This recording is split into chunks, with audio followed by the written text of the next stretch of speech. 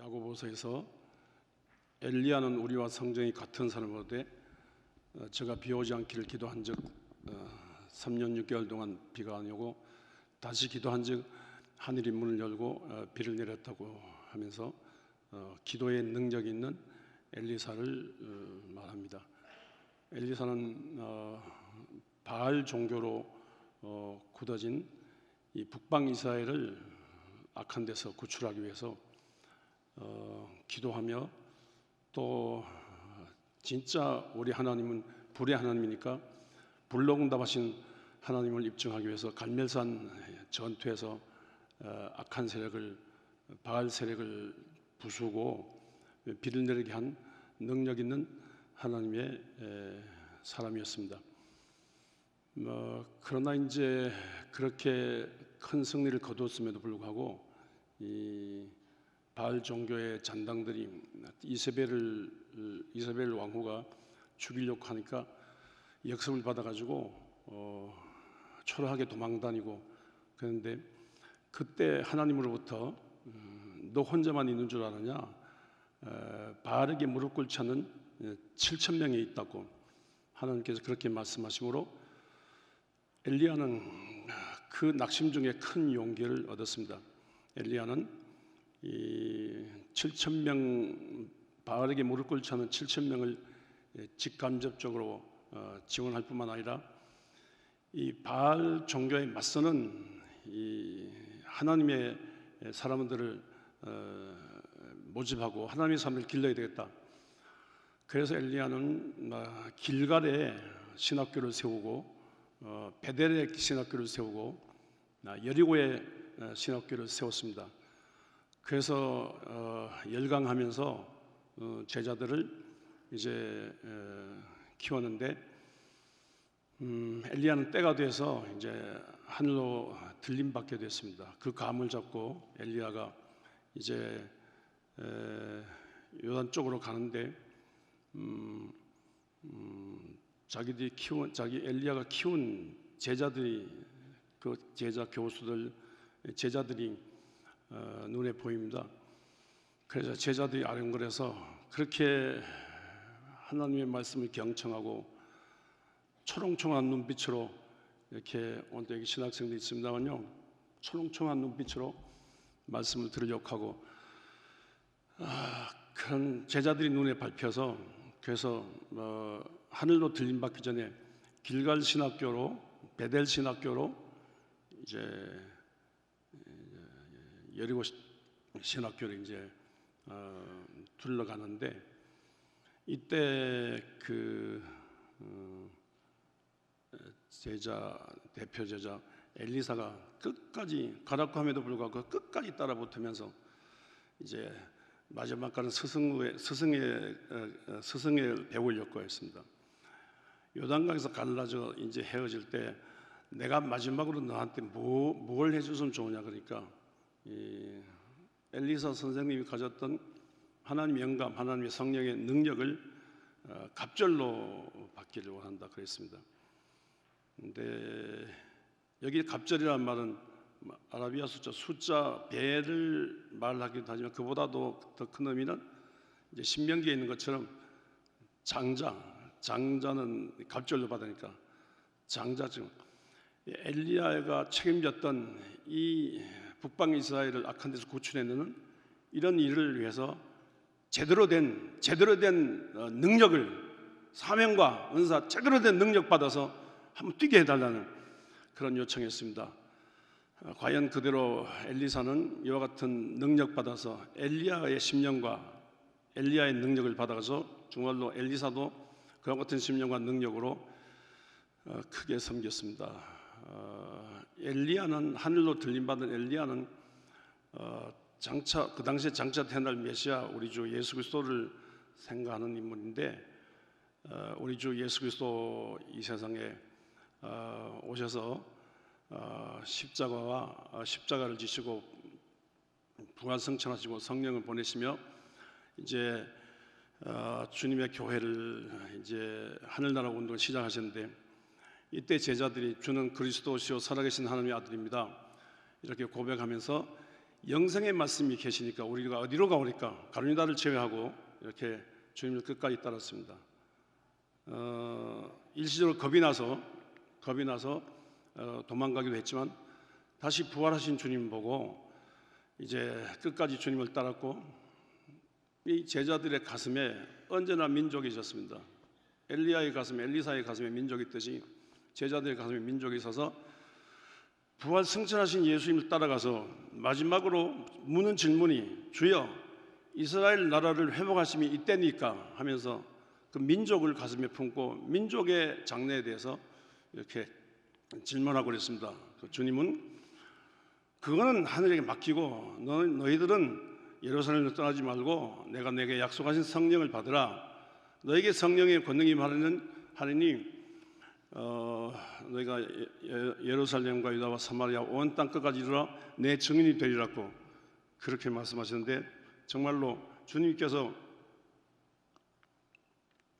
하신 그 말씀대로 예루살렘을 떠나지 않고 저녁 기도에 힘쓰는 중에 급강한 바람과 불길 같은 성령을 체험하면서 교회가 시작되고 정말로 그 능력 받아서 예루살렘, 유다, 사마리아, 안디옥 찍고 로마로, 전 세계 길로 통하는 로마로 가서 로마를 통해서 오늘 여기까지 우리 교회가 와 있습니다만요. 제자들이 주님 하신 일도 하고 주님보다 더 큰 일도 하려는 열망과 사명으로 주님 말씀하신 대로 성령과 능력 받아 주님의 교회를 섬겼습니다. 우리 오늘 송창근 목사님을 생각하는 특별한 날인데, 송 목사님이 학교를 세우실 때 정말로 일본 강점기에 일본 이후에 일본의 압박에서, 일본의 눌림에서 해방과 자유를 얻는 제대로 된 신학적인 터전이 있어야 된다, 이렇게 생각하면서 학교를 세우셨습니다. 그리고 신학이 인간의 죄성을 강조하는 정통신학이 있다면 인간의 인성, 가능성을 강조하는 자유주의 신학이 있습니다. 이 자유주의 신학이 1차 대전, 2차 대전을 지나면서 인간이 얼마나 죄인인가를 다시 확인하면서 다시 신학 방향이 정통으로 돌아왔는데, 근데 다시 인간의 죄성을 강조한 정통으로 돌아올 때 이 자유주의 신학 방법을 그대로 갖고 정통으로 돌아온 신학이 신정통주의 신학입니다.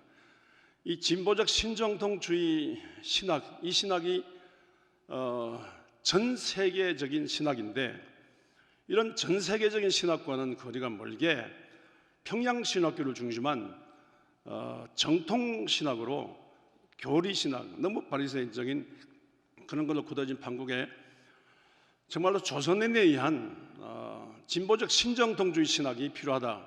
세계적인 신학과 대화는 좁은 땅에 살지만 세계적인 신학과 대화는 그런 신학이 필요하다. 이렇게 해서 이 조선신학교를 세웠습니다.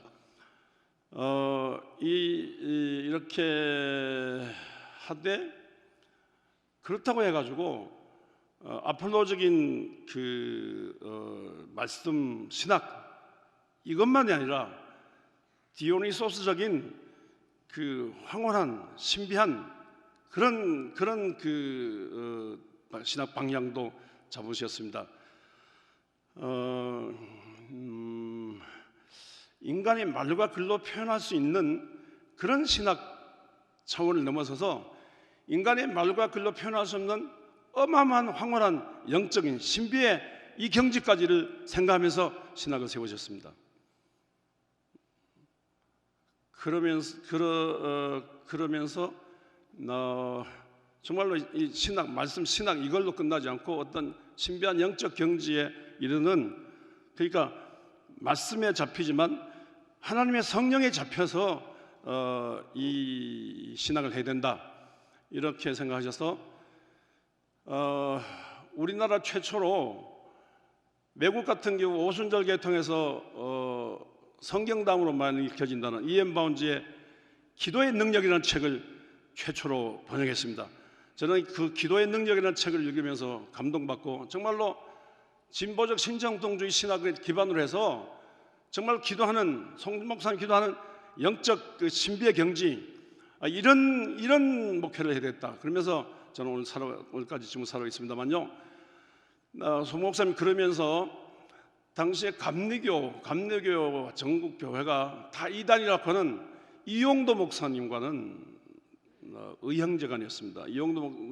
송 목사님 유학하실 때 이용도 목사님이 자기 집을 팔아가지고 될 정도로 그렇게 친했습니다. 또 목사님 유학 갔다 오셔서 이제 이용도가 없는 천지 너무 놀라면서 아들 이영철을 양아들 같이 키우신 그런 분이었습니다. 김천에서 목회할 때는 한국 기도운동, 부흥운동의 원조라고 하는 김천, 용문산, 나온몽을 동생같이 품으면서 네가 진짜 기도운동한다. 나 기도하는데 뜨겁게 기도하는데 신학을 하면서 해라.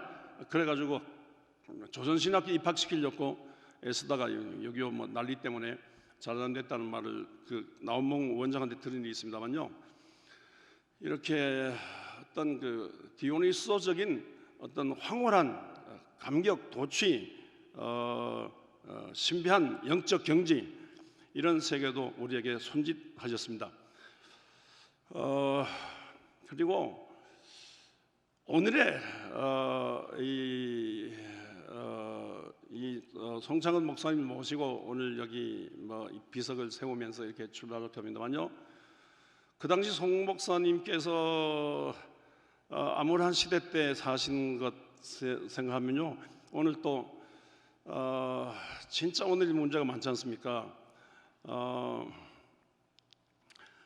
이렇게 세계적인 신학은 모르고 세계적인 송 박사님이 제시한 손짓한 세계적인 신학과는 거리가 멀게 교회가 이 자본주의의 성장 논리에 의해 가지고 공장의 매란식으로 교회의 성장만 일삼고 이 성장 기술을 배워가지고 성장하고 신학적인 기반이 약한 그런 상황입니다.